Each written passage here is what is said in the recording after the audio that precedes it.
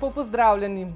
Kdo bi si mislil še pred nekaj časa, da bomo sedeli tukaj v studiu z enim samim kandidatom za župana na letošnjih lokalnih volitvah 2022. Pravzaprav so časi res zelo nepredvidljivi tudi na vseh ostalih področjih. Ampak kakorkoli že, lepo pozdravljam Nejca Smoleta, aktualnega župana in očitno tudi bodočega župana občine Medvode. Dober večer vam in vsem gledalkam in gledalcem. Mogoče za začetek kar eno takšno klasično vprašanje. Na tokratnih volitvah nimate proti kandidatov. Kako vi to jemljete? Nekateri menijo tiste stranke, ki niso predlagale svojih kandidatov, da so padle na testu demokracije. Glede na vašo osebnost bi vam najbrž kakšen protikandidat prišel celo prav. Kakšno je vaše mnenje okrog tega? Ja, moram reči, da tudi sam bi bil bolj vesel, če bi bilo vsaj 3 ali pa Medvoško je bilo zdaj 4 kandidati. Pred samim vlaganjem kandidatur se je o tem precej govorilo, precej špekuliralo, tako da je bilo tudi zame presenečenje, da ni nobenega kandidata. Je pa res, da to očitno na teh lokalnih volitvah ni nobena posebnost. Če imam podatke pravilne, naj bi kar skoraj oziroma četrtina občin bila v takšni poziciji, kot smo pri nas, torej da je samo en kandidat za župana. Preden ste nastopili svoj prvi županski mandat, ste bili zagovornik največ 2 mandatov župana. Še pri kandidaturi na prejšnjih volitvah ste zagotavljali, da je to vaš zadnji. Zdaj spet, je to dobro za občane, jim še lahko prisluhnete. V 3. mandatu ste zmožni spremeniti načrte, mnenje, če dobite tehtne argumente seveda, ali predvsem sledite svoji viziji. Kako je s tem dolgotrajnim mandatom županov zdaj? Se mi zdi zelo zanimivo vprašanje. Ja, odvisno, ne. To je eno vprašanje, za katerega se mora človek pravzaprav vsake toliko časa postaviti pred ogledalo, pa se vprašati, ali je še sposoben, ali je mogoče tudi avtocenzura že prevelika, torej neke projekte že v osnovi misliš, da ne bodo šli oziroma da se jih ne da izvesti, ali si sposoben slišati tudi drugo mnenje. Jaz po tej opravljeni analizi sem ocenil, da ja. Sploh zato, ker je bil ta drugi mandat v resnici tako zelo specifičen, da ga je več kot polovica minila v času korone. Ne maram se pa zgovarjati tisto, kar največkrat berem, ko pravijo župani, nisem zaključil še vseh projektov. Mislim, da na občini nikoli ne moreš zaključiti vseh projektov in tudi če si vsaj povprečno angažiran župan, imaš vedno več idej kot pa sredstev za realizacijo. Tako da v to smer ne bi šel. Gotovo je pa zelo pomembno, ja, da ohraniš eno odprtnost. Jaz si bom v tem 3. mandatu za to zagotovo prizadeval. Verjetno najbolj od vsega. Skočiva zdaj mogoče na en kratek pregled vaših izvedenih projektov. Mogoče uvodoma na spletni strani občine Medvode, tam pod naslovno sliko je neka povezava na investicije, kjer lahko občani pravzaprav vidijo, kaj se je v preteklosti vse že izvedlo, kaj se še dogaja, mnogo informacij je tam. Mogoče kateri projekti so tisti, na katere ste najbolj ponosni, da ste jih izvedli v preteklem mandatu? Ja, moram reči, da ko sem se pripravljal na čas pred volitvami, seveda narediš tudi malo evalvacije za nazaj, pogledaš, kaj je bilo uspešno, kaj ni bilo uspešno, in od vsega me je z naskokom najbolj presenetila številka torej sredstev, ki so bile namenjena za investicije v tem mandatu. Če smo v mandatu 2014-2018 namenili tam okrog 10 do, mislim, da 11 milijonov evrov za investicije, smo v tem mandatu namenili za investicije 35 milijonov evrov. In to je tisti res neverjeten momentum tega mandata, ki ga bo težko kadarkoli ponoviti. Se pravi, da smo uspeli v teh 4 letih, ki so bila tako ali drugače okrnjena, izvesti vse te investicije. Seveda tukaj pri teh 35 milijonih levji delež, polovica približno odpade na projekt Čisto zate, ampak da smo projekt Čisto zate uspeli zaključiti na območju naše občine, da čakamo samo priklop na C0, ko bo zgrajen na Ljubljano, je verjetno največji dosežek mandata, če gledamo investicijsko. Seveda je težko reči, da je neka kanalizacija nekaj, kar bi ti bilo najbližje. Iz tega naslova bi vseeno v tem mandatu verjetno izpostavil tržnico, park in večnamensko ploščad v centru Medvod, ki je zdaj leta 2019 je bila odprta, je postala eno tako prijetno stičišče Medvoščanov, tako da za neko nek družben projekt, je verjetno to taka točka, ki bi jo veljalo izpostaviti. Kar se mi zdi zelo pomembno v tem, je tudi, da praktično nismo povečali zadolževanja. Se pravi, izvesti tak nor obseg investicij ob nižjem zadolževanju, mislim, ob nižji zadolženosti občine, kot sem jo leta 2015 prevzel, se mi zdi, da je tudi en argument, ki mora šteti, na katerega pa v Medvodah ponavadi niti nismo kaj zelo pozorni. Predvidevam, da je eden od vzrokov, da vam je vse to uspelo, tudi to, da ste zelo uspešni pri pridobivanju sredstev iz drugih virov financiranja. Zagotovo, ampak to, da si uspešen pri pridobivanju sredstev iz drugih virov, pomeni, da moraš z investicijami začeti že na zalogo. In to je tista paradigma, ki je mogoče smo jo v prvem mandatu vzpostavljali, zdaj v drugem uspeli usvojiti. In nekako, ko se pojavijo razpisi, smo mi že tam z nekim projektom. To dinamiko bo, čeprav bo zahtevno, treba ohraniti tudi zdaj naprej. Ne nazadnje zato, ker se začenja perspektiva 2021-2027. Rečem začenja, pa smo že leta 2023, ampak v Sloveniji tako je s programiranjem evropskih sredstev. Tukaj bi morali imeti kot občina vsaj 2-3 projekte na zalogo, da se bomo lahko prijavili tam, kjer se bodo pokazale možnosti. Pa je lahko recimo to sofinanciranje tudi neka past. Običajno so kakšne posebne zahteve, ki recimo vključujejo kakšne investicije, ki z vaše strani niso načrtovane in je potem potrebno prilagoditi projekt, s čimer se vrednost tudi poveča. Je lahko potem to tudi na nek način slabost tega? Ja, zagotovo je. To je smisel, da se potem od investicije do investicije tehta. Recimo eno tako, ki dejansko ni bila planirana, pa je potem zaradi tega, ker so se pojavila državna sredstva, bila uvrščena v občinski proračun, tukaj z res izjemnim razumevanjem občinskega sveta, ki je soglasno od opredeljenih glasov podpiral take odločitve, je bil recimo Kulturni dom Medvode. Kompletna energetska sanacija, rekonstrukcija in to. Tam smo načrtovali nek manjšo količino sredstev, da vložimo za to, da pač ta objekt ostane v funkciji. Potem se je izkazalo, da se da dobiti državna sredstva z Ministrstva za kulturo in projekt je bil na koncu, mislim, da majčkeno manj kot $500 000 težak, od česar smo polovico dobili državnih sredstev. In ta je bil že en tak, kjer se je tehtalo, no, ampak na koncu, ker je to vse in bo še nekaj let nek osrednji hram kulture v Medvodah, je prevladovalo stališče, da raje nekaj več za to, da dobimo dostojen prostor, pa zato tudi nekaj več državnih sredstev. Tako da ja, v resnici je. Mogoče bo to zdaj še bolj izpostavljeno v prihodnji perspektivi. Zdaj dostikrat slišimo vprašanje, zakaj delamo kolesarske povezave, če nekje ni kanalizacije ali pa nekje ni vode. Že res, ampak potrebno se je zavedati, da Evropska unija sledi svoji viziji in se pač ne ozira na to, če mi nimamo osnovne komunalne infrastrukture zgrajene. Zato je bil pri nas čas 2007-2013, prva perspektiva je bila zato bolj radodarna, zdaj naprej bo tega vse manj. In če bomo želeli izkoristiti sredstva, ki bojo na voljo, bomo morali iti skladno v tistih 6 programov, ki jih bo EU podpiral. Tudi na račun nekaterih projektov, ki bi recimo zahtevali prioriteto v občini Medvode. Verjetno da. Verjetno se bo pač treba odločiti, ali počrpati 1,5 milijona ali pa 2 milijona, pa dati zraven 1 milijon svojih sredstev, pa izvesti nek projekt, ki, saj moramo vedeti, to niso slabi projekti, ne? Jaz še vedno trdim, da kolesarske povezave bilo kje, da so narejene tako, da so, če se le da, kolesarji ločeni od ceste, je največ, kar lahko naredimo za trajnostno mobilnost, za neko rekreacijo in tako naprej. Je pa res verjetno v nekem pogledu čisto osnovne komunale, ki je tudi naloga občine, pa to lahko nek nadstandard. Ampak res tukaj se je treba zavedati, da kot rečeno, za aglomeracije po 2000 populacijskih enot, razen tega zdajle načrta, kjer smo uspeli oziroma kandidiramo za aglomeracijo Senica, krajevna skupnost Senica, ne bo nekih sofinanciranj za gradnjo kanalizacije in tam bo potrebno pač zagotavljati svoje sredstva, hočeš nočeš. Ali pa iskati druga, mi imamo to srečo, da recimo tukaj iščemo kot dodatni vir Ljubljanski holding.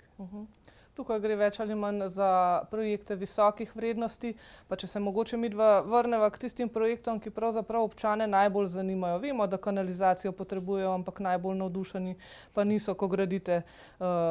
Gledala sem tisto vašo aplikacijo, več ali manj so projekti porazdeljeni lepo, enakomerno po celi občini.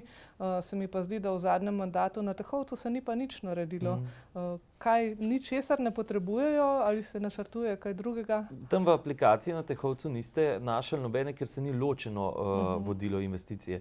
Moramo pa vedeti, da znotraj rednega vzdrževanja in investicijskega vzdrževanja na cestah, ker na Tehovcu v resnici je glavna tema na tej trasi, se pa tega v aplikacijo ne vpisuje. Torej tisto, ker govorimo o rednem vzdrževanju. Na Tehovcu vseeno, jaz gledam mogoče malce širše, pa ne vem, a se bojo strinjali z mano ali ne Tehovčani, ampak cesta, ki se je delala iz Brezovice na Tehovec in kjer smo v celoti poasfaltirali, torej iz spodnjega konca Brezovice do zgornjega, ta je primarno poleg tistim 3 hišam gor namenjena tudi Tehovcu. Vsaka investicija, ki se dela na cesti skozi Studenčice, recimo, ali pa sanacija plazu, skoraj 100 000 evrov, pa ureditev Dolinarjevega dvorišča na nek način tudi služi Tehovčanom. Tako da tukaj ne bi vedno gledal samo skozi oči filtra, ki ga uporabimo tam na tisti aplikaciji. Je pa strašno zanimiva in tudi rezultati, ki pridejo ven, so zelo zanimivi. No? Če sem v zadnjem času slišal še največ očitkov to, kako naj bi se bojda delalo samo na levem bregu, nam recimo ti podatki postrežejo z kar precej uravnoteženo sliko. Seveda se strinjam, v Pirniče je bilo vloženih 15-16 milijonov evrov. To je dejstvo tega mandata. Od tega jih je bilo levji delež, si upam reči 80 ali pa 90% vloženih zaradi izgradnje kanalizacije. V tem primeru bo v prihodnjem mandatu verjetno zelo izstopala krajevna skupnost Senica, kjer bo vloženih 4-5 milijonov in per capita, ker to vedno pol mi ta sredstva, ki gledamo, delimo per capita, da vidimo, koliko je nek vložek na občana, bodo tam izstopali. Tako da te dragi, kot ste sami rekli, te dragi komunalni projekti potem blazno napihnejo vlaganje. Recimo Preska bo verjetno eksplodirala, če se bo, oziroma ko se bo začela graditi in če se bo knjižilo strošek osnovne šole Preska na krajevno skupnost Preska. Tako da tukaj treba, pa ne bo to samo za Preščane, to je za cel šolski okoliš. Tako da tukaj se mi zdi zelo pomembno, da vidimo, da se nekako trudimo po vsej občini delati investicije. Je pa res, da sploh zdaj v postkoronskem času opažamo, da marsikje z investicijami zelo težko prodremo naprej. Se pa v tem mandatu, tako kot običajno pred volitvami, opažamo predvsem asfaltiranje, kar nekaj asfalta je bilo tudi položenega. Se to običajno skoncentrira na obdobje pred volitvami ali mogoče le bolj opazimo, da se takrat to dela? Jaz sem prepričan, da se to takrat veliko bolj opazi, ker je to folklora. Drugače pa, če greste gledati po erarju, ima naša občina vedno najvišje izdatke konec leta, ker v resnici ponavadi tudi ta asfaltiranje, kjer gre za rekonstrukcije cest, delamo šele po avgustu oziroma septembra. To se pa ponavadi pol zavleče tam oktober, tudi novembra smo že lovili, samo da se asfaltne baze ne zaprejo. Zakaj? Razlog je pa čisto enostaven, zato ker nekako gledamo, kakšno imamo realizacijo proračuna.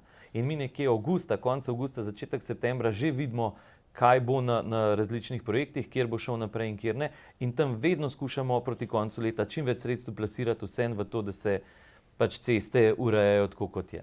Po drugi strani pa, ne vem, recimo zdaj največji odsek oziroma najdaljši odsek, ki se je delal rekonstrukcije, je bilo Golo Brdo, od odseka za Slavkov dom pa do Jame, pa potem naprej proti Babnemu. Tam je bila iniciativa lansko leto že dana strani ljudi.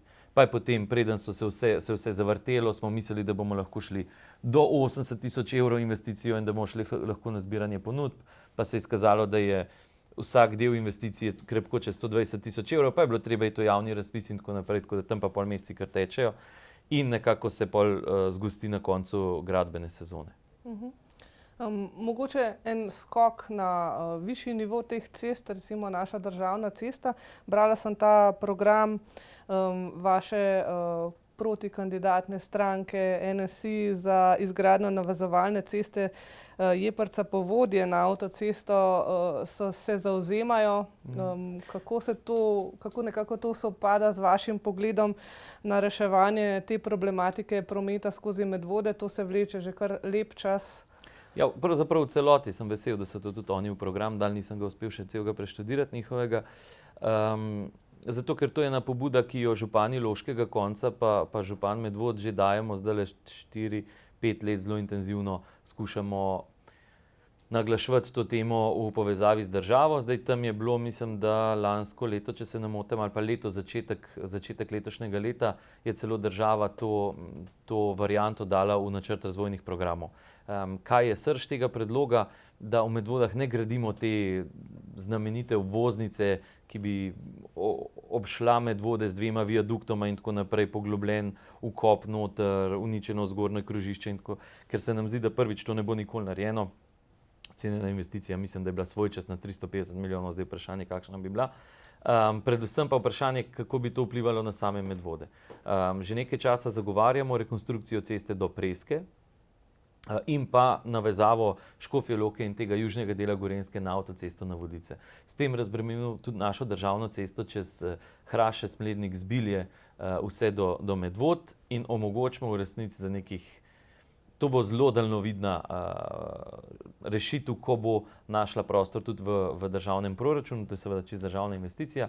Je pa neprimerno cenejša kot ta, ki je zdaj že v državnem prostorskem načrtu, kajti tam govorimo o 7 kilometrih navezave in sam še to pa zaključim. Če gledamo, da Škofja Loka iz Trate, iz poslovne cone gradi oziroma se je zavezala, da bo zgradila cesto do meje, potem, da so v Vodicah država v zaključni fazi gradnje vodiške obvoznice, potem nam res ostane samo ta krak Vodice, Jeprca, kjer gremo sicer po državni cesti, ampak skozi naselja. In tukaj gradnja neke, temu rečemo obvoznica, je verjetno najbolj smiselen ukrep, če želimo, da Medvode profitirajo vsi, ne samo tisti konec občine, ampak tudi ta, kajti če zdaj, mislim, da tam okrog nekaj čez 20 000 vozil dnevno bi se potem znižal, ne bo se pa znižal na to, da bojo Medvode izumrle v smislu, da ne bo več ljudi, kajti vemo tudi to, da večina krajev, ki dobijo voznico, potem zelo zamre tisto življenje, ki je tam noter. Tako da Medvode z nekim 10-12 tisoč dnevnega prometa bojo zelo lepo živele, bojo pa neprimerno manj obremenjene, kot smo že danes vajeni. Kaj pa povezava z Ljubljano? Se pravi, povezava z Ljubljano, če se ta državni prostorski načrt uresniči do meje naše občine, se pravi do Mednega, do Preske, potem in s to zmanjšano obremenitvijo, potem bo ta povezava stekla. Še bolj obetajoč, ker to se mi zdi pa, da moramo razmišljati bolj trajnostno, je pa izgradnja drugega tira. Tukaj pa država res dela velike korake naprej in moram reči, da sem vesel, da smo v zadnjih 2-3 mesecih imeli kar nekaj skupnih sestankov. Drugi tir je idejno že umeščen v prostor in izvedba nečesa takega, se pravi do Škofje Loke v Kranja, bi pa v resnici spremenila razumevanje verjetno tudi javnega transporta. Pa to. V tem primeru si jaz predstavljam, da pa res govorimo o nekem S-bahnu v predmestje. Kako pa vse to lahko sovpade potem s povezavo Preska z Medvodami? Vemo, da imajo kar nekaj težav tudi s podhodom, s samo povezavo, kako priti sem. Ja, zdaj ta zadnja varianta, ki nam je bila poslana pred, mislim, da 14 dnevi ali pa 3 tedni, močno spremeni tisti DPN, kot je bil planiran za ovozno cesto Jeprca-Stanežiče, prav v luči tega, torej, da se država uveže izgradnje podvoza pod Brletovo in navezave na Gorenjsko cesto. To so bili pravzaprav pogoji občine, ki smo jih že na prvih sestankih dali. Se pravi, umeščanje tako, da praktično rekonstruiramo vse, tudi mostove na Senici, da se uredi tudi nov podhod in pa da se upošteva torej tudi naša kolesarska povezava pa športni park tam na koncu Medvod proti Goričanom. Tako da ta projekt v resnici zelo, zelo dobro rešuje probleme, ki jih imamo v Medvodah vezano na železnico. Druga plat medalje pa je, kdaj bodo ti projekti ugledali luč sveta. Ravno to me je zanimalo glede mostov. Veliko strank zdaj, ko hodim po teh predvolilnih srečanjih, omenja, da se zavzemajo za, se pravi, sanacijo mostu, tako železniškega tam na Ladi in pa v Goričanah. To vemo, da je kar velika problematika. Mostovi so precej dotrajani, prometa tam je ogromno.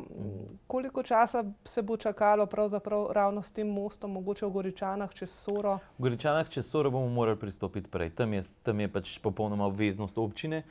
Tam je ZAK že, mislim, da je ZAK bil tisti, ki je že naredil analizo pred časom, v kakšnem stanju ta most je tudi predlagal določene ukrepe, ki je potrebno, tako da jaz mislim, da v prihodnem proračunu bo za to potrebno rezervirati sredstva. Me veseli, da se vsi zavzemajo za te mostove, ker sem prepričan, da ko se bo delal proračun, bodo vsi te proračunske postavke potrdili in bodo marsikakšno svojo idejo, kam prerazporediti denar, postavili na drugi tir, da tako rečem, in podprli ta projekt. Drugo vprašanje je pa tega nadvoza na ladji. Tam si pa želim in pričakujem tudi državna sredstva. Ne moramo pričakovati, da bo občina financirala komplet investicijo nad državno infrastrukturo. Bil sem že na pogovoru na Slovenskih železnicah, so izkazali, moram reči, precej razumevanja. Nedavno sem bil tam. Nekako je dogovor tak, da se zdajle samo sprojektira natančno ta drugi tir. Tam dobimo tudi izhodišča za vse nadvoze, torej popolnoma jasno določeno, kakšni ti in kje ti nadvozi morajo biti, in potem bi skušali podpisati sofinancerski sporazum, v katerem bi že na izmere drugega tira, se pravi nekoliko širše, umestili ta nadvoz, ki bi bil na novo narejen. Tukaj jaz vidim veliko večjo rešitev, ker sicer bo ta recimo investicija nad železnico absolutno predraga za občino. Vemo, da bodo takrat tam spodaj zapeljalo še ogromno vlakov. Sem pa zasledila, mislim, da v predlogih naslednjega participativnega proračuna dve pobudi za nekako rešitev začasno za semafor, ki bi nekako uravnaval prevoz tovornjakov tam čez. Vemo, da je prav to največji problem. Kaj vi menite o tej ideji? Moram priznati, da teh projektov participativnega proračuna še nisem pogledal vseh, ker so zdaj v fazi pregleda komisije, ki je, ponavadi jih jaz potem šele kasneje. Bolj detaljno pogledam, verjetno bo pa čist na mestu predlog, da se bo tudi o tem razmišljalo. Zdaj v letošnjem letu se je naročilo urgentno popravilo ograje na tem nadvozu, tudi en delček tam pločnika. To je bil tudi predmet tistega sestanka, osnovnega sestanka na Slovenskih železnicah, ki smo ga potem malo razširili, ampak seveda to ni nobena rešitev za stanje nadvoza, kakršen je sedaj. Pa če mogoče iz cest preideva na drugo tematiko, ki največkrat teži naše občane, in sicer gre za vodooskrbo. Tik pred volitvami, ko ste prvič kandidirali za župana, je bila slovesno odprta vrtina v Studenčicah, ki je bila, kot kaže, nekoliko kratkotrajnega veka. So na vidiku rešitve kakšne, in glede na to, da je največ težav z vodooskrbo prav v Polhograjcih, čeprav mogoče niti ne bi pričakovali, da bo temu tako. Ja, vprašanje vode, jaz mislim, da če kdaj je postalo aktualno letošnje poletje s to sušo. Da ta suša ni bila enkraten dogodek, ki ga zdaj ne bo 50 let, mislim, da nam je tudi skoraj da vsem jasno. Zato bo na področju zaščite vodnih virov pa iskanja novih alternativnih možnosti za zagotavljanje čiste pitne vode v naslednjih 4 letih potrebno narediti kar precej. Vi ste izpostavili en projekt, to bo že v prihodnjem letu predvidoma verjetno največji projekt na področju vodooskrbe. Gre pa za to, da zgornja vrtina v Studenčicah v resnici ni dovolj izdatna. Mislim, da se ne bom zelo zmotil, če bom rekel, da je bila prvotna ocenjena izdatnost na približno 2 litra na sekundo, zdaj pa smo tam 0,35 do 0,40, 0,45 lahko črpamo, kar bi verjetno za neke osnovne potrebe zadostovalo, ne pa za poletno porabo, kakršna je. Zato je v letošnjem letu bilo tudi precej voženj gasilcev opravljenih gor v Studenčice. Kakšna je rešitev? Zgornja vrtina je že bila očiščena, prepihana, spuščena, tako da upam, da tega zdaj kako leto ne bo potrebno delati. Zelo hitro smo pa pristopili k izvedbi, pripravi in potem kasneje izvedbi enega bolj zahtevnega projekta, to pa bo izgradnja novega vodohrana na sredini Studenčic ali pa na spodnji sredini Studenčic, ki je pa na taki koti, da bo hkrati zagotavljal tudi vodooskrbo oziroma akumulacijo za vodooskrbo za kompletne žlebe. Tisti del, ki je preklopljen na javni vodovod. Od tam bo pa približno 1 kilometer tlačnega voda spodaj iz Knavsove smreke. Se pravi, vrtina pri Knavsovi smreki. Kjer se voda filtrira? Kjer je voda, ne, ves čas ne. Bili so eni ukrepi, potem se je parkrat je zakalila, oziroma to sam pomeni, da je preveč delcev. Zdaj, pri Knavsovi smreki, kadar je zakalila voda, je bilo to ponavadi ravno zato, ker mi nismo imeli nobene akumulacije. Se pravi, tam teče vse na črpalko in črpalka črpa neposredno v omrežje. Mislim, da smo imeli nekaj let nazaj eno prigodo, ko je nekdo polnil bazen, seveda odprl hidrant na polno, črpalka je na hitro začela in praktično precej onesnažila celoten sistem s peskom, ki ga je počrpala. Ravno s to izgradnjo vodohrama v Studenčicah pa rešujemo to vprašanje. Torej, lahko kombiniramo, če je zgoraj velik pretoka, se lahko več spusti dol, v nasprotnem primeru bi se iz tega lahko napajale spodnje Studenčice oziroma se je zgradila tudi povezava, potem tudi zdaj je planirana do zgornjega vodohrama. S tem pravzaprav ubijemo več muh na en mah. Eno je to, da imajo Studenčice dvojni vir napajanja, drugo je pa še bolj pomembno, je pa to, da imamo tudi žlebe in Seničico rešeno. V žlebah se ne zanašamo samo na Knausovo smreko, ampak iščemo tudi alternativni vir. Zgodilo se je recimo v letošnjem poletju, da so gasilci dovažali tudi na vaški vodovod, žlebe Jeterbank. Tam verjetno, to sem pa slišal, da je že tudi v participativnem, pa ne vem, a je to primerno ali ne, to ne bom trdil, da je tudi izvedba vrtine, torej da se zagotovi pitna voda iz vrtine. No, to se mi zdi tudi en tak ključen poudarek. Potrebno bo v naslednjih letih verjetno povsod, kjer imamo še površinske zajeme vode, tudi v Studenčicah recimo, ne, že samo ime pove, tudi v letošnjem letu v najhujši suši je spodaj tam, kjer je bil vir starega vodovoda, ki je bil površinski, je voda še iztekala. Vem, da se je upravljavec smatral in tam nekaj časa skušal tudi zagotavljati, kar iz tistega, ampak dejstvo je, da površinski viri niso več dovolj kakovostni. Če želimo imeti res kakovostno pitno vodo, nam bodi si zakalijo, bodi si noter najdemo koliformne bakterije, včasih celo še kakšno drugo. Tako da bo, ne sem tam verjetno povsod, tudi na Katarini, potrebno iti in tudi na Belem, potrebno iti na vrtine. Vrtine so pa nekoliko rizične, glede na to, da je bilo pri tej vrtini ravno v Studenčicah rečeno, da je toliko vode, da lahko napaja celo občino. Zdaj pa ne. To je moglo biti zelo... To so bile predvolilne obljube. Lahko da, ampak tam gor zagotovo nikoli ni bilo take izdatnosti, da bi se splačali kamorkoli vodo peljati. Mi na srečo imamo, no mogoče to občani niti ne vejo, Medvode so ta ravninski približno 15.000 ali pa 14.500 ljudi se nas napaja iz vrtin Preska 2 in Preska 3, pa centralen vodnjak na Svetju, tako da to so te zalogovniki in recimo za primerjavo, če sem prej rekel, koliko se v Studenčicah črpa, mislim, da črpanje na Preski 2, Preski 3 je tudi tam okrog 30 litrov, 20 do 30 litrov na sekundo, ne, to so neprimerljivo večje količine. Nažalost pa enega dela občine res ne moremo ravninskega zagotavljati vodooskrbe, ker pač ne uspemo pripeljati dovolj vode, to je pa Smlednik, ne, v akumulacijo na Stari grad ne pripeljemo dovolj vode, zato vsaj Dragočajno in Moše, pa verjetno tudi en del Valburge včasih napajamo z vodo po magistralnem vodu, ki pa priteče iz Kranja oziroma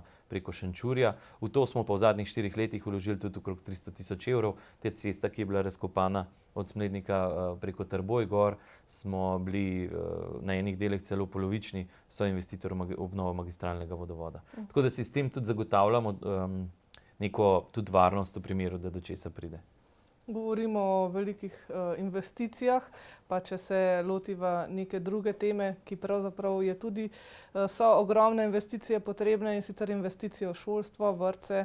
V preteklem mandatu je za vami kar nekaj konkretnih investicij, prizidek pri šoli v Smledniku, pa vrtec v Valburgi. Zdaj je pred vami velik projekt Osnovna šola Preska, ki ste se ga lotili. Menite, da bo uspel v naslednjem mandatu? Projekt Osnovne šole Preska bo uspel samo pod pogojem, da bomo vsi, ki sedimo v čolnu, in teh nas je res veliko, veslali v isto smer. Vkolikor bo nekdo vrtal čoln, nekdo bo namenoma z veslom v drugo smer, tretji bo še kakšnega z veslom po glav, v tem primeru se ne moremo nadejati uspešnega konca. Tukaj gre za investicijo, ki je bila pred letom dni ocenjena na 11 milijonov evrov. Če bi danes naredili razpis, če bi imeli gradbeno dovoljenje že pridobljeno, jaz ocenjujem, da bi bili prej blizu 15 milijonov. In če smo malo realni, občina Medvode lahko letno da brez zunanjih virov okrog 5 milijonov evrov za investicije. Tukaj resno, to je en velik premislek, največji premislek tega mandata, ki sledi, je, da glede na to, da to pa po mojem imajo vse liste in vse stranke v programu, se bo treba tega zavedati. Se pravi, letno dati 3, 4, 5 milijonov evrov za gradnjo osnovne šole Preska, potem vemo, kje smo z ostalimi investicijami. Zato jaz nekoliko bolj, in tudi če je kdo bral moj program, je nekoliko bolj široko napisan, nisem šel obljubljati stvari, za kjer vem, da jih bo zelo težko izvesti. Midva sva že samo zdaj odprla verjetno investicij za 20-30 milijonov evrov. Ne? Tako da, če pride pa še do neke poslabšanja gospodarske klime, kjer bomo zagotovo delili potem tudi občine na povprečnini in na vseh prihodkih, ki jih imamo, bo treba biti kar realen. Hočem reči, da ni nujno, da bo ta mandat tako zelo z rožicam poslano. Ampak vi ste me vprašali o osnovni šoli Preska. Ja, lokacija je bila dobljena, torej konec leta oziroma 2018, ko smo sprejeli OPN. Vmes je bil izveden leta 2019 in 2020 natečaj, 17 natečajnih rešitev, izbrana najbolj primerna, potem so bile narejena geomehanika, vsa preiskave zaradi voda, prenešena zemljišča in zdaj smo v fazi projektiranja. Podpisana pogodba za projektiranje za gradbeno dovoljenje. Prihodnji teden mislim, da imam predstavitev tega idejnega projekta najprej kolektivu osnovne šole Preska, potem smo se zavezali tudi predstavitev krajevni skupnosti oziroma sosedom, da mogoče razblinimo kakšne strahove, ki se tam pojavljajo. Potem bo pa že v pripravi proračuna potrebno resno razmisliti, kako se lotiti te investicije. Na kakšna strašna državna sredstva jaz tukaj ne bi računal. Vemo, da največ, kar se je dalo dobiti na razpisu, ki je bil objavljen pred 2 leti oziroma lansko leto, je bilo 2 milijona evrov. Zdaj načrtuje se, oziroma obljubljeno je bilo, da po letu 2024 bo ponovno razpis tudi za projekte. Ponavadi je tako, da so tudi projekti v teku, tako da tega čokarja lahko malce računamo, da bi dobili, ampak še vedno to ne prinese znatnega olajšanja v načrtovanju proračuna. Kaj torej ostane občini? Prodaja občinskega premoženja za pridobivanje sredstev? Absolutno, čisto resno. Jaz mislim, da glede na to, da smo v tem mandatu izrazito delali na razdolževanju, torej da praktično razen tisto, kar je bilo v prejšnjem mandatu podpisano za kohezijo kredita, nismo novih kreditov jemali, da smo uspeli lansko leto vse kredite reprogramirati, da nam ostaja 3,5 milijone nekaj takega kredita. Imamo res velik prostor na tem področju in šola, ena taka velika investicija je nekaj, za kar bo potrebno verjetno precej zadolževanja oziroma en precej velik kredit.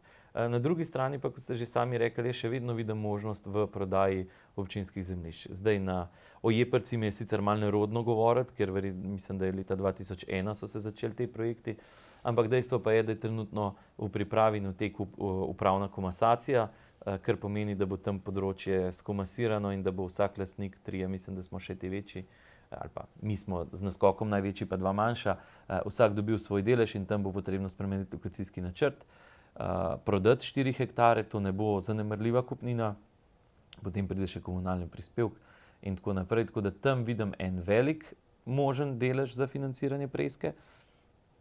Treba bo na tem veliko delati in potrebno se zavedati, da moral bo obstajati nek konsens, ki bo ta sredstva potem prerazporedil na osnovno šolo Preska. Ker če se takrat tam potem,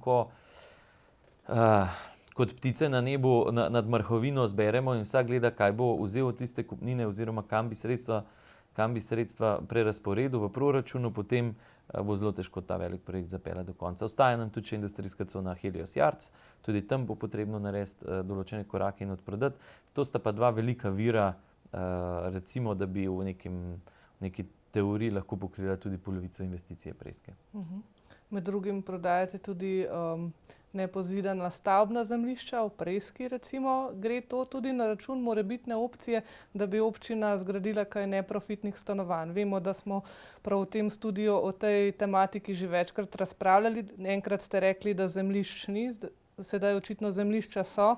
Na kakšen način se bo občina lotila reševanja te problematike? Tudi v nekaterih volilnih programih za naslednji mandat so zapisana ta neprofitna stanovanja. Je rešitev za družine, ki to potrebujejo, sofinanciranje tržnih najemnin, se pravi, da vi prodate zemljišče nekomu, ki potem po tržni ceni oddaja in vi potem oziroma država potem doplačuje za neprofitne najemnine ali kako?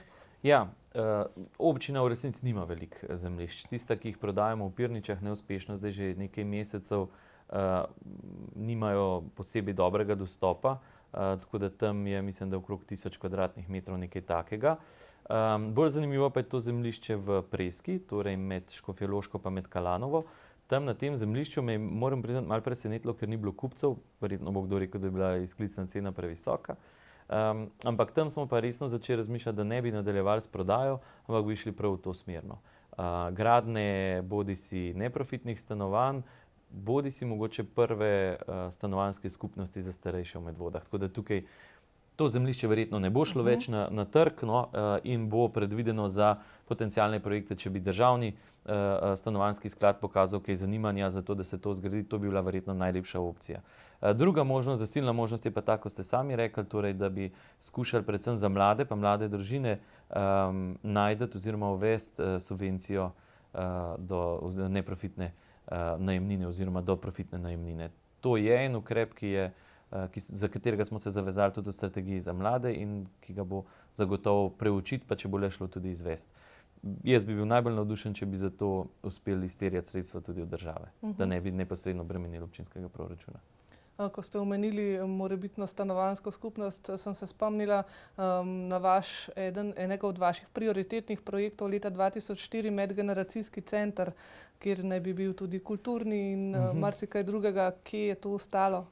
Nikjer, oziroma v idejah, enostavno je preveč drugih investicij in smo morali, tako kot vedno v življenju, določene zadeve zreducirati, zato smo šli v rekonstrukcijo oziroma obnovo kulturnega doma v Medvodah. Še vedno tli ta ideja, da bodo nekoč časi, pa predvsem občinske finance dovolj nam naklonjene, da bi recimo lahko odkupili zgornji del blagovnega centra Loke, ki zdaj vidimo vsi bolj ali manj sameva in je kmalu ne bo več v kakšen strašen ponos Medvodam, bo vse ostalo okrog lepše. Medtem ko za starejše pa verjetno bomo zdaj reševali trenutno situacijo. Tukaj smo z Društvom upokojencev Medvode pred časom že sedeli, smo dogovorjeni, da se do konca leta tudi če dobimo, kako rešiti na obstoječi lokaciji vsaj za nekaj let premostiti to krizo s prostorom. Ko ste omenili starejše, pomoč na domu je eden tistih projektov, kjer je občina nekakšen pionir na tem področju. Izkazalo se je zelo uspešno izveden projekt, ampak po drugi strani bom vam dala besedo, da boste malce opisali, zakaj je pravzaprav tu šlo. Po drugi strani veliko starejših potrebuje bolj konstantno oskrbo, se pravi bodisi v obliki bivanja ali vsaj dnevne oskrbe, se pravi vsaj polovico dneva. Tudi na tem področju kakšna rešitev vidna? Ja, začnem s pomočjo na domu, ki je zagotovo po mojem največji dosežek tega mandata na negradbenih zadevah, se pravi ne tam, kjer mešamo beton ali pa bitumen. Pomoč na domu našemu koncesionarju, podjetju Komece, je z letošnjim letom iztekla 10-letna koncesija, ni želel več opravljati dejavnosti in vse je izgledalo, da bomo morali to dati naprej v koncesijo. Potem smo pa prišli na eno zelo drzno idejo, mislim, da razen Ljubljane, pa mislim, da Maribora, ki sta pač taki mestni občini, je samo občina Radlje ob Dravi, ki je pa dvakrat manjša od naše. Torej nobena se ni upala tega spustiti na nivoju javnega zavoda. Po domače povedano, da sami prevzamemo. Mi smo na to noro idejo prišli. Moram reči, da tega ne bi nikoli izvedeli, če ne bi bilo posameznikov, ki so to idejo zelo močno zagovarjali. In če ne bi bilo občinskega sveta, ki je na posvetu, ki smo ga organizirali za občinski svet v kulturnem domu lansko leto, kjer smo pogledali številke in si rekli, a upamo v to zgodbo iti, vsi, ki so tam bili, so rekli, ne, če upamo, gremo. In s 1.1. letošnjega leta smo prevzeli 43 oskrbovancev. Zadnji podatki, ki jih imam, pa mislim, da so mlajši, mislim, so novejši od enega meseca. Smo letos oskrbeli že 105 oskrbovancev. Zelo sem vesel, da so vse zaposlene iz Kometa prišle in se prezaposlile k nam. In da če je bila prej čakalna doba nekaj mesecev, tudi praktično čakalne dobe zdaj ni. Tako da to je en inštrument, kjer smo naredili ogromen korak naprej, kjer veste, se pravi, zdaj smo novembra, po 10-11 mesecih izvajanja smo imeli vsaj 3 ali pa 4 občine že tukaj iz ministrstva oziroma iz državnih inštitucij jih napotujejo, pejte v Medvode gledati. Zadnji so bili iz občine Kočevje pred enim mesecem tukaj. Pejte pogled, kako so oni in se opogumite in pejte tudi vi na to pot. Seveda pa na področju starejših to ne pomeni, da smo zdaj zaključili. Pomoč na domu bi radi v prihodnje nadgradili še socialnim servisom, torej pomočjo pri tistih strokovno nevezanih na zdravstvo pa na socialo, ampak na mogoče malo drugačne storitve, ki bi se jih dalo tudi ponujati. In pa seveda potrebno bo verjetno razmišljati tudi o nadaljnih ukrepih. Zdaj tukaj bo precej odvisno od tega famoznega zakona o dolgotrajni oskrbi. Treba se zavedati, da na tem področju občina ne sme in ne more biti glavni financer. Občinski proračuni niso namenjeni, pa kakorkoli obračamo v osnovi temu, da rešujejo probleme. Mi tudi z nekim razlogom verjetno imamo državo, da kakšno stvar porihta na državnem nivoju in tukaj bo mogla država povedati, v katero smer bomo šli. Naša naloga pa je, kot sem malo prej rekel, da pa z enim očesom vsem to spremljamo ali pa kar z dvema in pripravljamo teren, da ko bo prišlo do pilotnih projektov, da se Medvode dovolj hitro pojavimo zraven. Zato sem prej govoril o stanovanjskih skupnostih za starejše in tako, da najdemo kje kakšno zemljišče, kjer bi pa to vseeno lahko rekli, mi smo pripravljeni, pridite k nam, bomo mi začeli. Če smo najprej pri reševanju skrbi za starejše, povezovanje z mladimi je vse bolj aktualno. Kako pa občina skrbi za mladino, kakšne projekte načrtujete zanje? Če sem prav razumela zadnjič, ko ste imeli predstavitev programa vaše liste, ste omenili tudi, da bi radi ponudili mladim, da recimo imajo možnost opravljanja prakse v javnih zavodih v občini. Recimo to je ena od rešitev, kako mladino pravzaprav aktivirati, zadržati v občini. Točno tako. Poleg teh nagrad za študente pa to, kar je tudi, ko smo navedli noter tudi subvencijo za mlade družine oziroma za sofinanciranje najemnin, je tukaj noter še nekaj predlogov. Eden izmed njih je, da naši javni zavodi res čim bolj na široko, tudi občinska uprava, odpremo vrata vsem, ki bi želeli upravljati prakso. Verjamem, da vsakdo, ki bi začel upravljati prakso, bi vsaj za nekaj časa bil bolj vpleten v Medvode. Potem je spodbujati povsod, kjer se le najde iniciativa, da se odpirajo dnevni centri. Nekaj ljudi me je vprašalo, kaj to pomeni, kar ste noter napisali. Dnevni center je prostor, je organiziran prostor, kjer pod strokovnim vodstvom mladi preživljajo en del svojega časa. Ta iniciativa se je pred časom pojavila v Smledniku in pa v Sori in je že zaživela, so bili zelo dobri odzivi. Vkolikor bi se kjerkoli drugje pojavila po naši občini tudi ta iniciativa, Pirniče, mogoče kje po Polhograjcih in tako, bi tukaj zelo z veseljem zagotovili dodatna sredstva, da se te projekti pa programi dodatno podprejo in peljejo še naprej.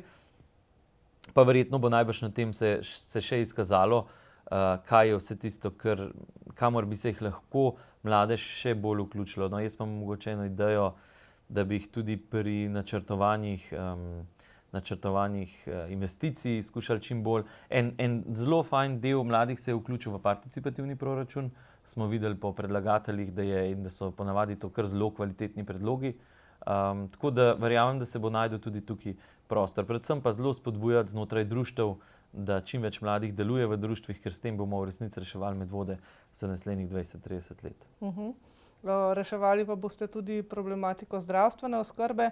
To je tudi eden od načrtov širitev zdravstvenega doma. Pa me zanima, v zdravstvu so pravzaprav trenutno težave s kadri. Ne bo to težava, če boste razširili zdravstveni dom, pa recimo ena od strank, ki kandidira na letošnjih volitvah in vas podpira za župana, želi tudi uvedbo javno-zasebnega partnerstva v zdravstvenem domu. Če sem prav razumela, vi temu niste tako zelo naklonjeni. Ja, absolutno ne. Kdor me pozna, ve, da tudi v našem programu smo, mislim, da zapisali, da bomo javnemu zdravstvu zapisana občina. Tukaj me obhajajo seveda dvomi, tako kot najbrž vsakega občana pa vsakega državljana. Jaz mislim, da se nam zdravstvo od vseh podsistemov v državi trenutno že nekaj časa sesuva. Na srečo, vseeno moram reči, smo Medvode tukaj, ne da smo kakšen otok, ampak dejstvo je, da imamo vse ambulante zasedene. Torej, da po informacijah strani direktorja zdravstvenega doma pri nas s kadrom ni težava. Torej, odnosi znotraj zdravstvenega doma so očitno, kar se mi zdi super, dovolj dobri, da zdravniki in vse ostalo osebje z veseljem pridejo v službo. In kot uspem slediti, pa si vzamem kar nekaj časa za to tematiko, je v zadnjem času to glavni problem. da družinski zdravniki, tudi vso podporno osebje pregoreva, zato ker generalno na državni ravni odnosi niso razčiščeni, situacija ni razčiščena. In tukaj pri nas je prej obratno. Jaz sem prepričan, da s širitvijo prizidka in z rekonstrukcijo obstoječega zdravstvenega doma, no, to moram res reči, ta projekt, ki je zdaj idejni pripravljen, ki čaka na začetek projektiranja za gradbeno dovoljenje. Tukaj imamo kar nekaj težav s projektanti, ki dajo take ponudbe, da človek ne ve, ali so zlatarji ali projektanti. Ta ideja, ta koncept, ki smo ga v tej idejni rešitvi upoštevali, je verjetno prvi v tej državi. Se pravi, da res po eni strani zagotovimo maksimalno dobre pogoje tistim, ki delajo v zdravstvenem domu, pa tudi našim občanom, da bodo čim več programov lahko dobili. V zadnjem času recimo je bila pridobljen del tima antikoagulantne ambulante, mogoče se sliši tako zelo, ampak prej so naši občani hodili v Šentvidu so jo ukinili, so potem morali v Šiško oziroma eni celo v center hoditi, tako da zdaj ta tim bo lahko podelal vse v Medvodah, v domu starejših, pa verjetno še kakšnega vodičana in tako. Tako da tukaj ciljamo predvsem na to in pa seveda tudi hkrati s to rekonstrukcijo gor tudi rešitev vprašanja lekarne. Še vedno stojim na stališču, da je potrebno zgraditi lekarno ob zdravstvenem domu oziroma v sklopu zdravstvenega doma, ne na neki drugi lokaciji. Bo to potem zdravstveni dom za občane ali za okoličane? Ja, dobro vprašanje. Če bi vprašali župana, bi bil seveda za občane, ampak zakonodaja na državni ravni je napisana taka, da v resnici naši zdravniki, ko začnejo opredeljevati, nimajo nobenega pravnega inštrumenta, s katerim bi zamejili vpis neobčanov v naš zdravstveni dom. To je bila tudi ena izmed debat, ko smo to projektirali, kjer je bil moj strah, da Medvoščani lahko projektiramo do Jeprce, gor prizidke zdravstvenega doma, če to pomeni, da bojo pri nas prihajali stalno novi, nekako to ni poanta občine, mi tudi nimamo sredstv za to, da bomo to gradili. Tam zdaj sem slišal, da tudi mestna občina Ljubljana to že nekoliko problematizira, torej pripad ostalih pacientov k njim. Tam bo verjetno država nekaj morala narediti. Nekaj bo potrebno, konec koncev verjetno na primarni ravni tudi bolj jasno opredeliti, kam kdo sodi. Glede na to, da sva že precej dolga, pa če skočiva še eno drugo tematiko, če ne prej, po napadu Rusije na Ukrajino, pa potem po letošnji poletni suši se je izkazalo, kako zelo pomembna je samooskrba, kako smo v naši občini samooskrbo, kako je s tistim projektom Lokalno je zdravo, ki ste se ga lotili tudi v sodelovanju z medvoškimi pridelovalci. V kateri fazi je? V zaključni. Mislim, da so na moji mizi že pripravljene pogodbe za podpis kmeti. Nekako se mi ni zdelo higienično, da to podpisujemo en teden pred volitvami, tako da bomo podpisali prihodnji teden. Če se ne motim, je skupna količina, ocenjena količina živil, ki jih bomo nabavili lokalnih kmetov v višini za 100.000 evrov. To je pa res ena taka številka, ki govori o enem precej pomembnem miselnem preboju in tukaj se strinjam tudi z našimi kmetovalci, kolikor bo ta projekt tako lepo zaživel, kot trenutno kaže, bomo, jaz verjamem, imeli skozi več tistih, ki se bodo želeli v to noter vključevati, ker zagotavljamo jim plačilo v 30-dnevnem roku oziroma v 30 dneh, zagotavljamo jim fiksen odkup in tudi oni bojo mogoče za ta del lahko malce bolj brezskrbno načrtovali za naprej. Z druge strani pa od njih pričakujemo eno pošteno ceno, taka, ki je sprejemljiva tudi še za šole, pri čemer bomo šolam pomagali tudi skozi občinski proračun. Dejstvo je, da samo en manjši delček bo šel na breme, je planiran, da gre na breme staršev vezano na lokalno hrano, večji del bo pa pač tukaj prevzela občina. Da pokažemo eno tako držo, da podpiramo tako lokalne kmetovalce v proizvodnji, ne samo v kupovanju takih potrebnih in nepotrebnih aparatur na razpisu, ampak predvsem v tem, da podpiramo tiste, ki proizvajajo. Tukaj je ta ideja. Zdaj, kar se tiče pa samooskrbe, en ukrep, ki smo ga v tem mandatu uspešno kandidirali, je komasacija. Preko 300 hektarov zemljišč se komasira trenutno. Projekt kar uspešno poteka, zdaj nekako računam, da do konca leta bi moral biti razgrnjen elaborat obstoječega stanja, pa potem že prve sondaže na terenu in tako naprej. Zato smo dobili, mislim, da tam okrog 850.000 evrov tudi nepovratnih sredstev strani EU-ja.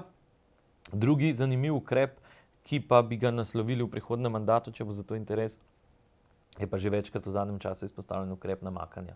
Namakanje je seveda smiselno samo na zemljiščih, ki so dovolj dovolj komasirana oziroma ki so dovolj velika. Zdaj tistih nivc po 1000 kvadratnih metrov neko namakanje, resno namakanje tam verjetno ni smiselno.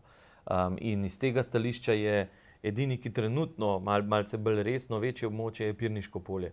Če bo tam je bila, mislim, komasacija sredi 80-ih izvedena, če bo tam dovolj velik interes, potem smo kot občina pripravljeni spet prevzeti težo bremena in iti v ta projekt. Nerealno je pričakovati, da bi to kmetje sami delali, bo realno je, da pač to prevzame občina, pripravi vlogo. To je drugi ukrep strani EU-ja, ki bo tudi v tej perspektivi verjetno 100% sofinanciran do določene maksimalne višine. Zakaj sem to rekel? Zato, ker v naši sosednji občini so se tega projekta lotili, torej Šenčur je vzel Žerjavko in Trboje. Pa nisem prepričan, če bojo ta projekt zdajle v celoti oziroma lahko izvedeli, ker so ponudbe v tej čudaški situaciji na gradbeni sceni tako visoke, da je vložek občine res še vedno zelo enormen zraven. Torej ne govorimo o nekih 100% financiranju, ampak samo delnem financiranju EU-ja. Tam pa pol spet pridemo do tistega, kar sva se v začetku pogovarjala, do kje nekje evropska sredstva upravičujejo to, da greš v neko investicijo, kje pa enostavno delež premajhen in bi moral dodati preveč svojih lastnih virov, ki jih pa nujno potrebuješ drugje. Tako da namakanje ja, seveda, ampak ob tem, da imamo dovolj veliko soglasij, pa recimo neke take normalne cene. Težko je torej razdeliti sredstva, ki so na voljo. Pa če se vrnemo mogoče k neki drugi hrani, tisti, ki je tudi zelo potrebna in sicer kulturni hrani. Eden od naših gledalcev pogreša nov kulturni center v Medvodah in več sredstev na razpisih, da bi kulturno-umetniška društva vsaj sama lahko obnovila svoje prostore. Pa ga zanima tudi, kako vi vidite recimo kulturni dom v Pirničah v prihodnosti, glede na to, da se menda postopno menjajo generacije in najbrž si tudi sami želite, da bi razvoj kulture se širil in razvijal. Tudi to je potrebno v teh časih. Absolutno, zato smo letos razpisali najvišje razpise za sofinanciranje družbenih dejavnosti, mislim, da v zgodovini občine Medvode. Druga plat resnice je, da je na današnji dan na kulturnem razpisu, torej 10 dni pred rokom za oddajo zahtevkov, pokoriščenih samo 50% sredstev. Torej, nekako se ne morem strinjati s tem, da bi rabili še več sredstev, če ta do 10 dni do roka niso črpana. Vem, da verjetno tukaj je šlo bolj na ne toliko na mehke vsebine, na programe, kot je šlo na dodatna sredstva za obnove kulturnih domov. Tam zelo hitro pridemo do vprašanja, koliko je smiselno sofinancirati na razpisu in za kakšne investicije je že potrebna ločena proračunska postavka. Recimo, če gre za neko ureditev odra ali pa manjše posege v dvorani, bi verjetno nek delež sredstev. Tukaj bi si želel, da stališče sprejme Občinska kulturna zveza, koliko na programe, koliko na investicije. Očitno na programih preveč, ne morem drugače reči. Koliko na investicije in katere investicije tam pridejo v poštev. Če pa gremo takoj, ko gremo v zgodbo kulturnega doma Pirniče, tam pa nobena sredstva, ki so na razpisih, ne morejo zadoščati za to, da se tam zgodba uredi. Tam imamo trenutno objekt brez uporabnega dovoljenja, kjer naj bi po nekaterih, ne bom to trdil, ker ne vem 100%, ampak če bi želeli dobiti uporabno dovoljenje, bojda preveč stolov v dvorani in tako naprej. Ne bi rad to polemiziral, ker tam je situacija res zelo kompleksna že kar nekaj časa. Tam bomo rabili eno ekipo krajevne skupnosti, ki bo imela energijo, tudi ta do zdaj jo je imela, ampak nekako v tem mandatu nam to ni uspelo, ki bo najprej na nivoju krajevne skupnosti zelo jasno se dogovorila, da ne rečem krajevne, lokalne skupnosti se dogovorila, kjer del bo uporabljal kdo, kaj se želi še tam narediti do konca, kako pridobiti dovoljšne število parkirnih mest za to, da bo lahko toliko sedežev v dvorani, kaj narediti s parkom in tako naprej. Skratka, kako bojo odgovorili na ta vprašanja, ki se mi zdi, da je ključno, da na ta vprašanja odgovorijo prebivalci Pirniča ali pa uporabniki tistih prostorov, veliko boljš, kakor pa da to odgovarja nek projektant, ki ga najame občina, ki je 2-krat bil v Pirničah in to je to. Se pravi, da pride. Pred leti, se spomnim, je bilo ena zelo simpatična pobuda je prišla strani takratnega, mislim, da je bil predsednik sedanji tudi, pa strani tedanje tajnice krajevne skupnosti, ena zelo simpatična pobuda enega malce širšega urejanja tega področja kulturnega doma Pirniče, pa potem nekako ni prodrla naprej da bi se šlo seveda najprej v pridobivanje nekih čisto osnovnih papirjev kot uporabnega dovoljenja in pa razvoja dejavnosti naprej. Omenili ste pomembno vlogo krajevne skupnosti, pa če se lotiva te teme, rekli ste že v vašem programu, da se boste kmalu lotili načrtovanja novega načina delovanja krajevnih skupnosti. To ste obljubljali že pri svoji prvi kandidaturi pred 8 leti, če se prav spomnim, ko ste bili še sami na čelu krajevne skupnosti Smlednik. Ja, in takrat smo kar precej zadev naredili vezanih na krajevne skupnosti. Če se spomnite, smo imeli krajevne skupnosti, smo imeli 12 različnih računovodskih servisov, vsak je vodil čisto po svoje. Zdaj že drugi mandat je, se pravi, komplet finance so centralno vodene strani občine, strani naše sodelavke, ki je prav zadolžena za krajevne skupnosti. To je bilo eno področje. Potem smo uskladili zakonodajo, tudi sistem javnega naročanja. Javno naročanje tukaj na žalost zelo jasno, pa to ni kaprica župana, ampak to je bilo vezano predvsem na upravljanje letnega vzdrževanja cest pa zimske službe, kjer se mogoče zdaj kar malo zmotno interpretira, da je bilo krajevnim skupnostim kaj vzeto.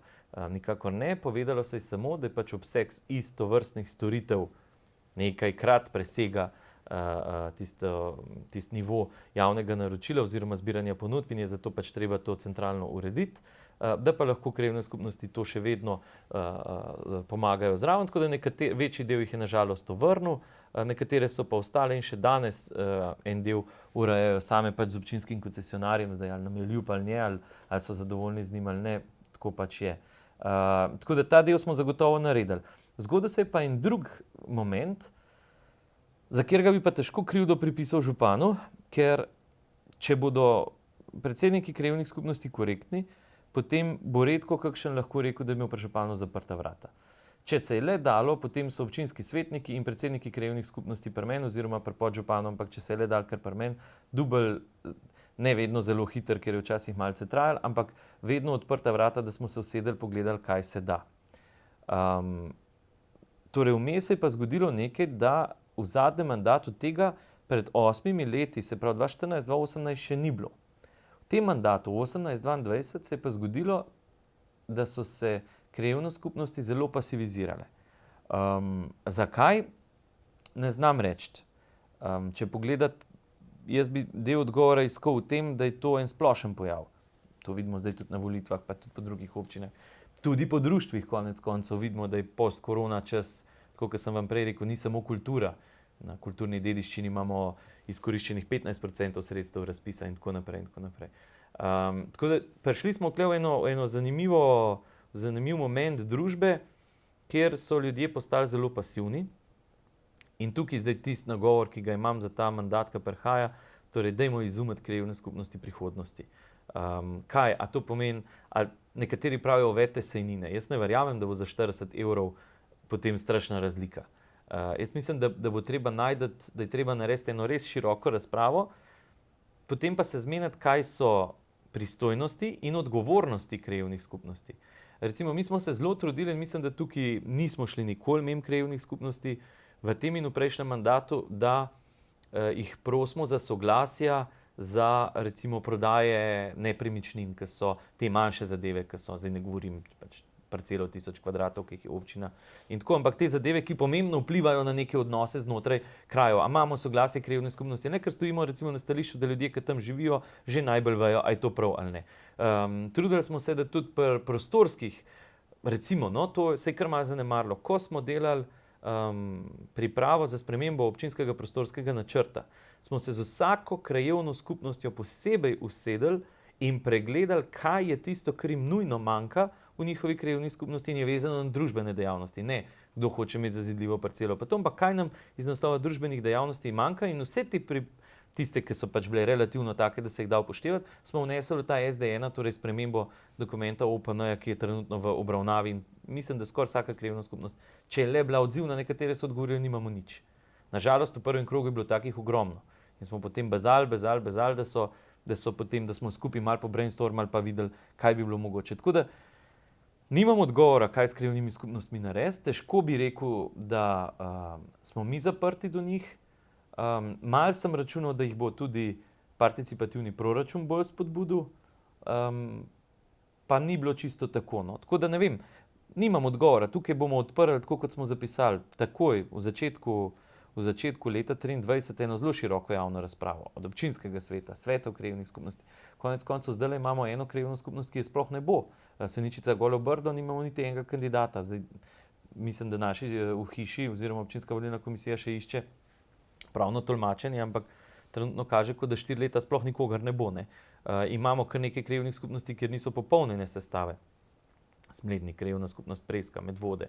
Manjkajo člani, bodo sicer operativni sveti, ker je toliko, da se jih da sestaviti, ampak jih manjka. Tako da tukaj po mojem naslavljamo eno globlje vprašanje participacije v skupnosti v bodoče. In tukaj, ne da se skrivam za COVID-om, ampak res mislim, da je COVID pustil, tako kot sem že dostikrat zdaj rekel, ne samo zdravstvene posledice, ampak predvsem posledice na družbi. Prej ste omenili, da vaša vrata niso zaprta, pa vendarle je kar nekaj odzivov strani občanov, da vendarle nekako ste pa se zaprli, najbrž tudi zaradi COVID-a. Sedaj pa načrtujete tudi digitalizacijo občinske uprave. Je to korak v pravo smer? Vse zadnje je osebni stik tisto, kar nam je manjkalo v času epidemije. Se pravi, dvosmerna komunikacija, možnost podvprašanj, debata. Je digitalizacija odgovor na Ja, tukaj bi skušal odgovoriti v dve smeri. Eno je ta odgovor, da sem bil težje dostopen. Ne. Tukaj je treba ločiti dve reči. Eno je, kdaj ljudje pridejo, in tega je nažalost zdaj zelo veliko, reševati čisto svoje ozko, egoistične, osebne interese, ki jih imajo. Tam moji sodelavci vejo, da moja vrata niso na stežaj odprta. Vi želite zazidljivo parcelo, to ne more iti tako, da pridete do župana, pa bo župan zrihtal, pa je zadeva rešena. Ampak to ni redko. To jaz bi upal, ne bom zdaj govoril o procentih, koliko je takih klicev, ampak za take ljudi so pri meni vrata zaprta. So zaprta že 8 let. Taki ljudje potem tudi z odvetnikom pišejo na občino, da naj župan odpre vrata in naj prisluhne njihovi pobudi za zazidljivost. Ne.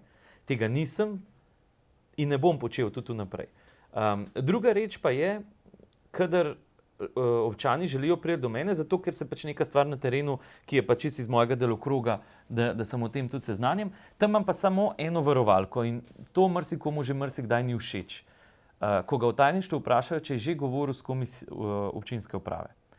Ker to ne pomeni, da jaz zagovarjam vse zaposlene na občinski upravi, pomeni pa, da je prva odgovorna za delo občinska uprava. Župan je tukaj v resnici samo funkcionar.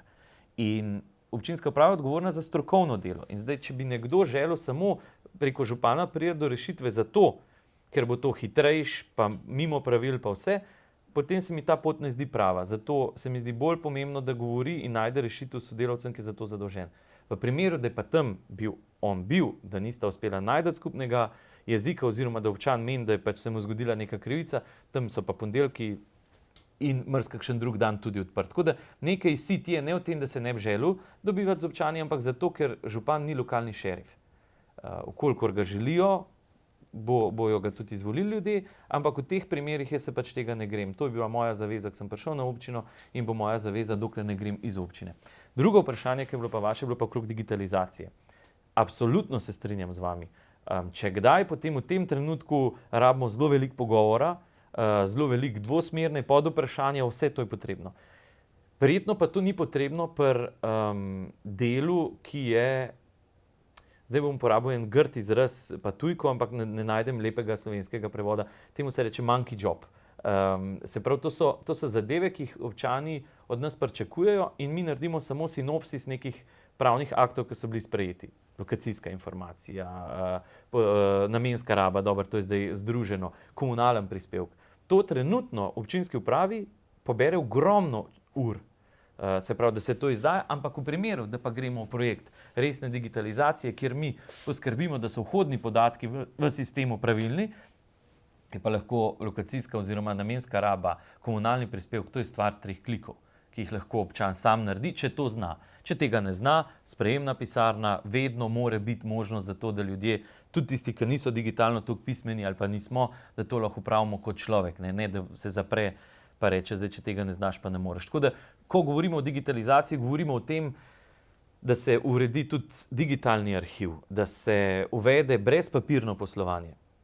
Se mi zdi, da tukaj ne gremo korak nazaj, ampak naprej, če govorimo o tem, da res gremo v digitalizacijo, poslovanja, da ne kopiramo več toliko, da ne gre več za take porabe, ker na koncu lahko še toliko kopiramo, pa če zadeva ni zelo schematično pripravljena pa shranjena, še zmeraj ne vemo, kje zadeva je. No. Tako da tukaj korak v to smer je bilo zagotovo pred mesecem dni, ko je občina dobila naziv ISO 9001. To je, jaz verjamem, da korak v tisto smer, v katero želimo iti. Ne zapirati vrata ljudem. Mogoče tukaj ene kreativne prostore pogovorov še odpirati, ne nujno samo v sejni sobi, lahko tudi kje drugje. Verjetno ne bi bilo slabo tudi več v krajevnih skupnostih na sejah in tako.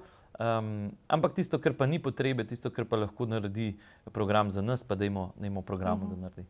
Mi lahko poveste en praktičen primer, kako certifikat ISO 9001 koristi občanom. Vemo, da je s pridobitvijo veliko dela in stroškov. Kaj recimo čisto za nekega laičnega občana, kaj pravzaprav to pomeni, pridobitev tega certifikata? Ja, certifikat ISO 9001 je certifikat, ki je gospodarstvu poznan desetletja verjetno in kdo je najbrž zavil z očmi, ki je videl certifikat 9001, ne? Je rekel, najbrž to smo mi že desetletja nazaj naredili v naši firmi. No, za javno upravo to ni glih čistko. Tukaj mislim, da je samo 10% občin v to šla. Rekli ste, kakšen je tak primer koristi za občana. Recimo, eno izmed nalog je stalno ocenjevanje tveganj. To je ena ključnih nalog. Ne? In zdaj malo vem, kako pri nas je razporejeno, ampak pri nas ima vsak oddelek tudi opredeljena tveganja. To je bilo prvič, ko se je mogla občinska uprava pogovarjati, se pravi, kaj so zdaj naše naloge, kakšni so naši procesi dela in kaj gre tukaj vse lahko narobe in kako pogosto gre lahko narobe in kakšne ima to posledice. Vzamemo najbolj banalen primer, sklic seje občinskega sveta. Kakšna so tveganja tukaj, kdaj morajo iti gradiva ven, kakšne so posledice, kakšne so na koncu. Se pravi, to so vse te zadeve so bile zdaj opredeljene, o katerih se nikoli ni nihče pogovarjal. Če gremo naprej, recimo pri financah, so to redno spremljanje proračuna, kvartalno, potem usklajevanje izkazov z javnimi zavodi je bilo tukaj noter definirano. To je bilo definirano ravno iz poročila Računskega sodišča, kjer so rekli, konec leta niste imeli papirjev, da so vaši javni zavodi pa javna podjetja nezadolžena. Ne. In te zadeve se odpravljajo skozi en proces, ki je javni upravi malo težje razumljiv. Ga je tudi veliko težje postaviti. Torej ne gre za to, da proizvedemo toliko ob takih stroških in tako. Tukaj vseeno imamo enega najbolj pomembnih faktorjev, to so ljudje in ne moramo vsega spraviti v te procese. Zato lahko koristijo predvsem občinski upravi v kvaliteti njenega dela, ta bi se pa potem mogla izražati na tem, da ljudje dajo večjo kredibilnost delu tudi občinske uprave. V bistvu neke vrste navodila za delo. V resnici ste to najlepše povedali, ja.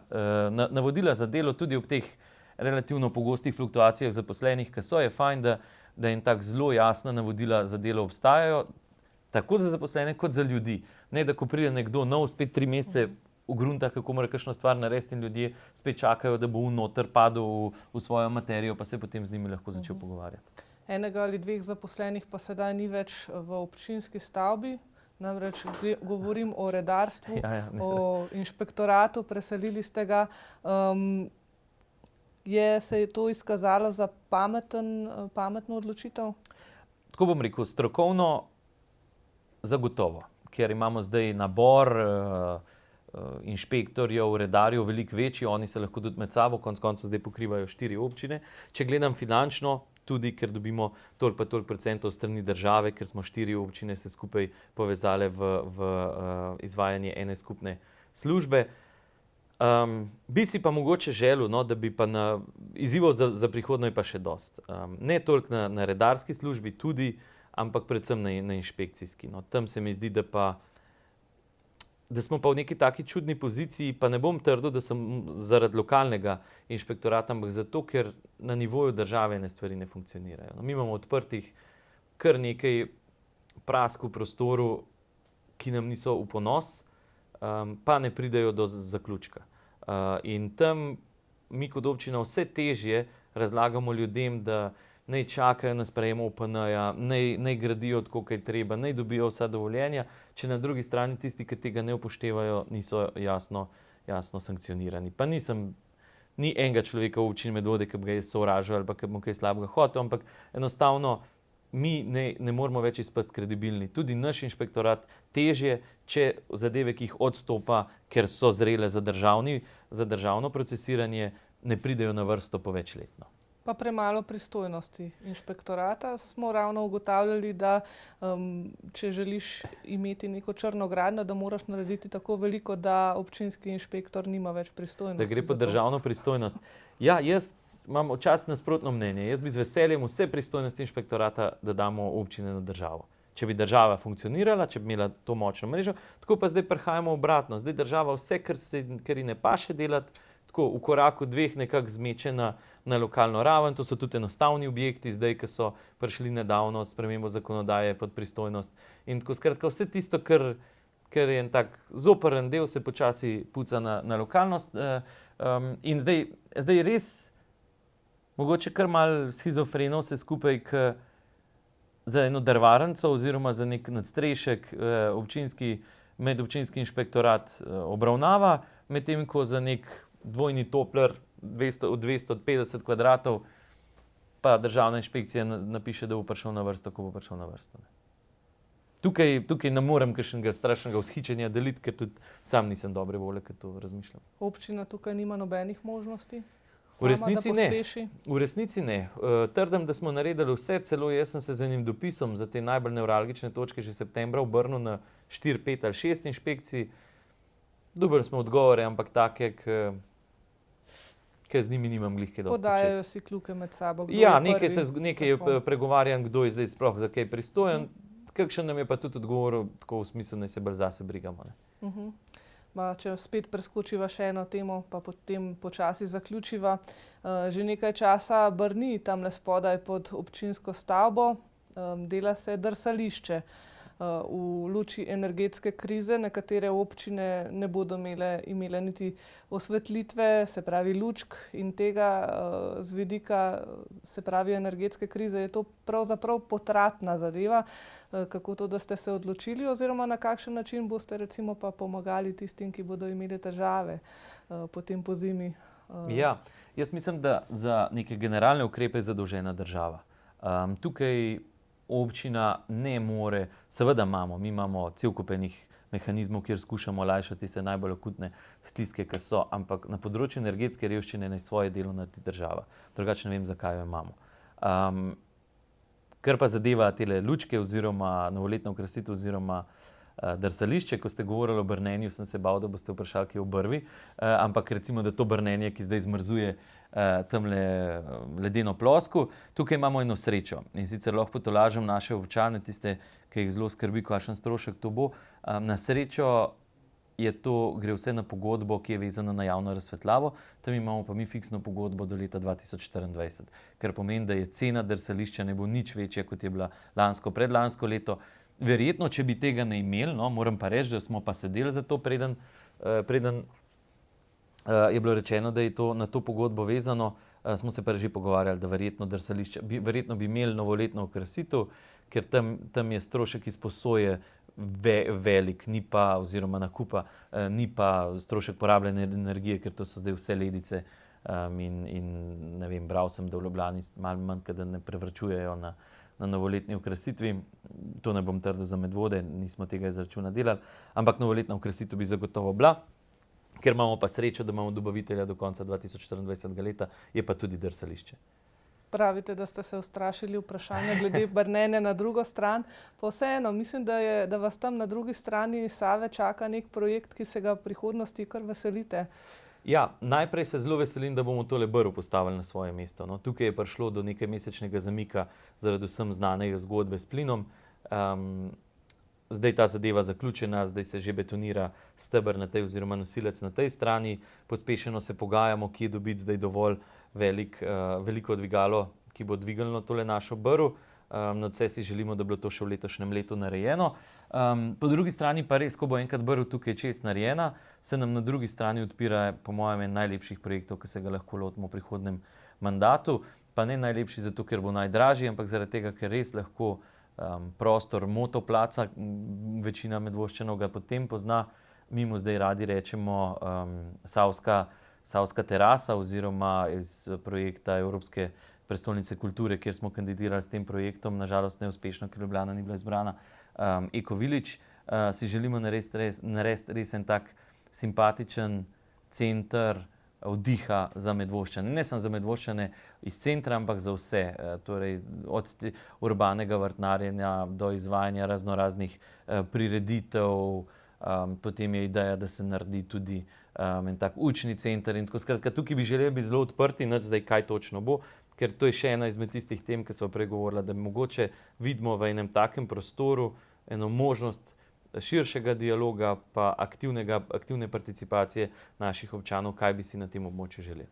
Skratka, kot pravite, Medvode 2035 najbolj prijeten kraj Za bivanje v okolici Ljubljane. To je moje vodilo, odkar sem prišel na občino, pa še zmeraj vam ga verjamem. Zato, ker z eno zelo preudarno, zadržano politiko širitev se pravi zazidljivih zemljišč, posledično tudi z enim zelo premišljenim dvigovanjem števila občanov, pa hkrati z delom na družbenih dejavnostih lahko ustvarimo pogoje, pa mislim, da je en del jih že, da je ta konc res, mi imamo čudovite Polhograjce, mi imamo največjo vodno površino v Ljubljani, relativno še neurbanizirano občino in jaz mislim, da moramo iz tega izvleči največ, kar lahko.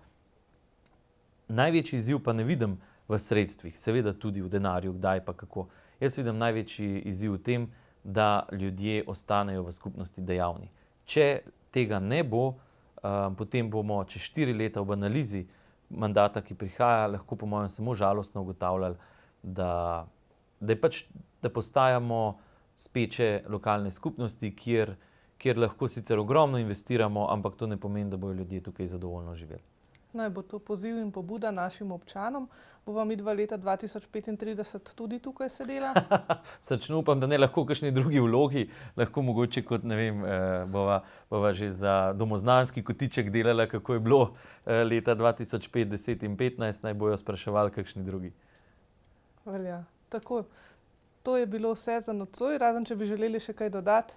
Nič razen enega čisto splošnega apela občanom, da jih res lepo vabim, da se v nedeljo udeležijo volitev. Tukaj ne bom agitiral, seveda bom rekel, da če so zadovoljni s potjo, ki smo jo opravili v zadnjih 4 pa 8 letih, bom zelo vesel njihovega glasu, če ravno bom na volilnem lističu edini, ampak zame to je ena taka potrditev, eno zaupanje, predvsem pa naj ne ostanejo doma.